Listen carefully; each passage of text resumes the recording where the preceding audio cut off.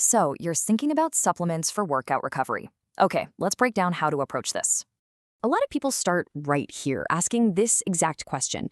But is it the best place to begin? Yeah. What if we're asking the wrong question right from the start? See, asking this question first changes the whole game. It gets way more specific. Because, recovery isn't just one single thing. It's a huge umbrella term. Are we talking muscle soreness, fatigue, cramping? Each one points to a totally different problem. Your best bet for recovery actually starts with the basics, not with some powder or pill.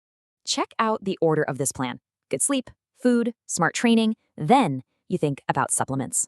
Right. You gotta get those basics locked in first. Supplements are there to help a good plan. So where do they fit in? Let's look at two of the most common options out there. Think of it like this. Creatine supports performance, while protein or carbs offer pure convenience. It's also super important to know what you're buying because things can get a little tricky. So keep an eye out for these red flags, things like proprietary blends or just crazy claims.